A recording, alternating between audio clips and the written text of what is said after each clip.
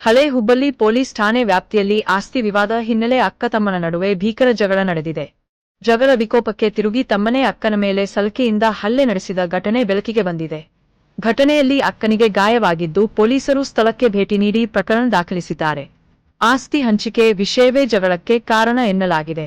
ಹಳೆ ಹುಬ್ಬಳ್ಳಿ ಪೊಲೀಸರು ಮುಂದಿನ ತನಿಖೆ ನಡೆಸುತ್ತಿದ್ದಾರೆ.